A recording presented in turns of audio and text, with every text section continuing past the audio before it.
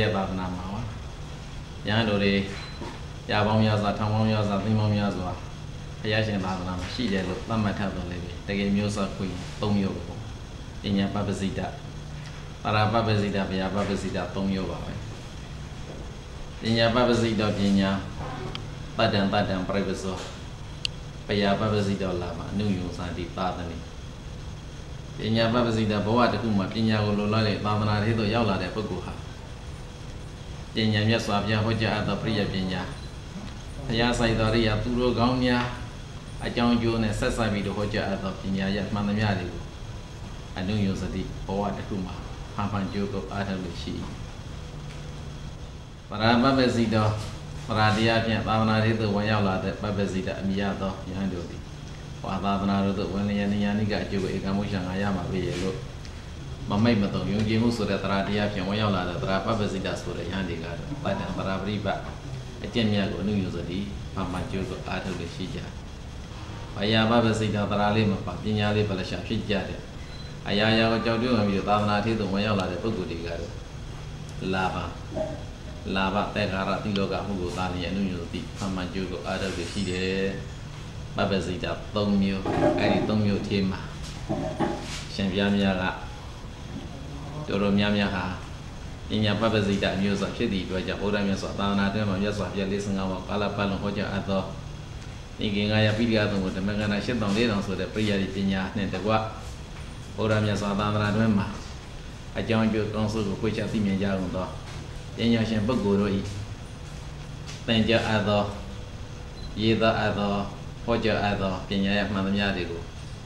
တတ်သင်ကြားကြဖို့အရေးကြီးပါတယ်အစရမရဝပညာဝိဇ္ဇာမတ္တင်္စစင်တယေဂဟိတောဣဝကေတိသူမေသုနာဓမ္မမာစပညာအကြောင်းအကျိုးကောင်းဆိုးကိုယ်ချသိမြင်ပညာရှင်လက္ခဏာနဲ့ပြည့်စုံသောယဟန်တို့တစ်ပါးဟာအစရမရဝမိမိကိုပေရောမှမအိုမြည်သူမသိမြည်သူပုဂ္ဂိုလ်ကဲ့သို့အစရမရဝပညာဝိဒုံစအတ္တပညာကို၎င်းအရထင်စဥစ္စာစီးပွား၎င်းအရှိရှားပွေစုဆောင်ရာဤသူရဲ့လည်းဖြစ်လာတဲ့ပုဂ္ဂိုလ်နဲ့ပုဂ္ဂိုလ်တိုင်းဘဝတစ်ခုမှာအတ္တပညာနဲ့ဥစ္စာစီးပွားကိုရှားပွေတဲ့နေရာမှာငါအသက်ကြီးပြီငါကြမ်းမိုင်မကောင်းဘူးစသည်ဖြင့်ဘာမှငေးကွယ်နေစီရမလို့အိုခြင်းနာရှင်သိခြင်းဆိုတဲ့သဘောတရားကိုဘာမှတွေးမနေပေနဲ့ရရှိထားတဲ့အသက်ရှင်တဲ့ခိတ္တမှာဘဝကိုပညာရေးလောကကမြုပ်နှံမယ်ဆိုပြီးတော့ဘယ်တော့မှနောက်မဆုတ်သောဆွေးနဲ့အိုခြင်းအသက်ကြီးခြင်းနာခြင်းဆိုတဲ့သဘောတရားမတွေးပါနဲ့ကြိုးစားအားထုတ်ပါ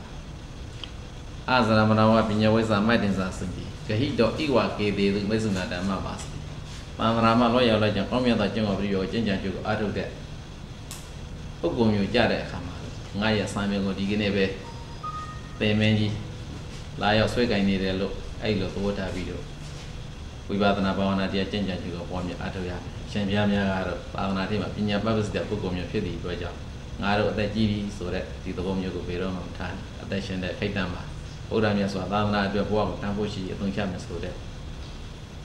ရွေချက်ဖြင့်ခံယူချက်ဖြင့်ဘဝကိုတန်ဖိုးရှိအသုံးချနိုင်သောပုဂ္ဂိုလ်များဖြစ်ကြပါစေလို့နော်ကြုံတုံးကြုံဟဲ့ဩဝါဒပေးရင်တပည့်တော်များရဲ့ဩဝါဒအရာကိုနေငုံကမှာဆုံးသတ်ပါသည်တပည့်ပရိသတ်ပေါင်းသူတော်ကောင်းတို့သာ